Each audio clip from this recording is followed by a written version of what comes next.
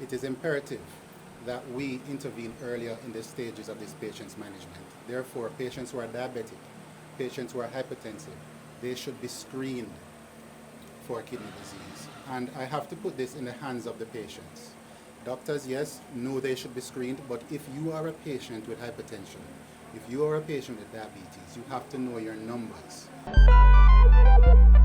I wanted to do a quick visit here at Spanish Town Hospital at the dialysis unit, of course, renal care.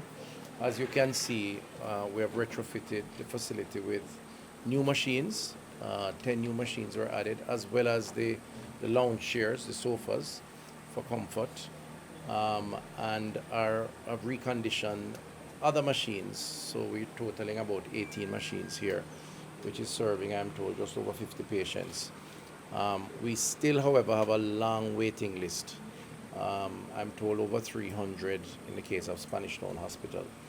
And that waiting list is a moving target. It's a moving target because of the renal issues that we face in the population. So sometimes it's difficult to build out the capacity to satisfy the demand, because the demand changes every day and indeed gets worse. So while it is a positive development that we have replaced with these new machines, and the patients, as you would have heard, are satisfied, comfortable, commend the expenditure, almost $30 million worth of expenditure. We need more space and more machines, and we'll always need more space and more machines, because renal failure is very a big part, unfortunately, of our lifestyle in Jamaica. I'm here not just to see the new developments and to encourage the staff, but also to make an appeal to the public around the lifestyle practices.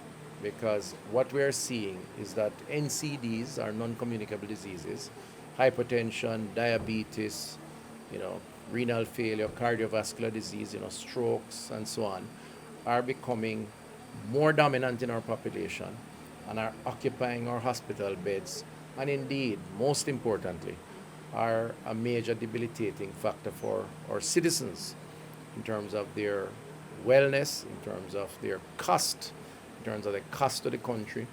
And so we have to spend more time around pushing lifestyle issues. As the Minister said, lifestyle factors seem to be the #1 driver of chronic kidney disease in Jamaica, with hypertension and diabetes being the two most common findings that we find with patients who are presenting to us at this stage of kidney disease. It is imperative that we intervene earlier in the stages of this patient's management. Therefore, patients who are diabetic, patients who are hypertensive, they should be screened for kidney disease. And I have to put this in the hands of the patients. Doctors, yes, know they should be screened, but if you are a patient with hypertension, if you are a patient with diabetes, you have to know your numbers.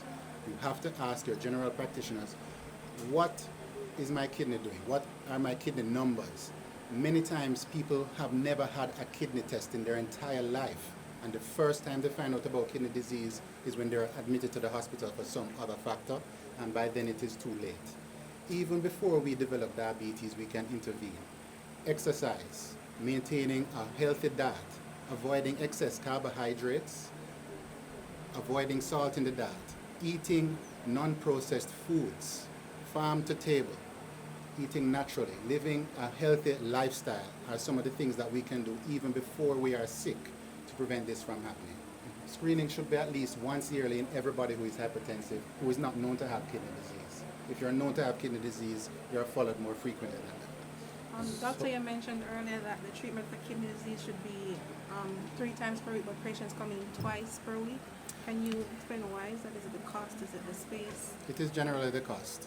And we want to service as many people as possible. And there is a sweet spot, yes, at 3 times per week that gives you the maximum survival, the maximum benefit in terms of how the patient feels. But at twice per week, we can keep you alive. What's the cost on average for this? The cost for these people here are free.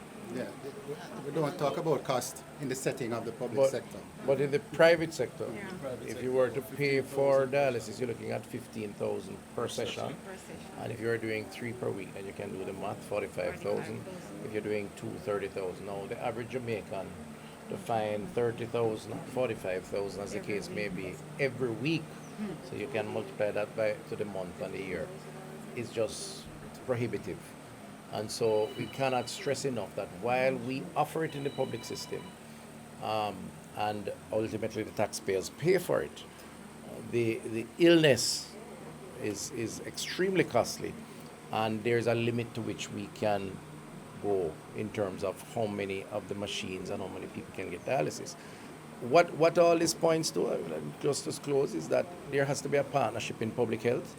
And one of the things that I'm going to spend some time on to re-emphasize in the coming year, and you'll hear more about some of those details, is helping people, Jamaicans, to understand the importance of, as Doctor said, knowing their numbers, screening, knowing their health status, so that they can take the necessary measures if they see something worrying on the horizon. Your relationship with your doctor, whether in the public or private system, is absolutely essential, and the older you get, the more important it is, and that is to guide you to protect yourself. So we can do so much and no more, and I think it's important for us to say that a lot of it is up to each and every one of us.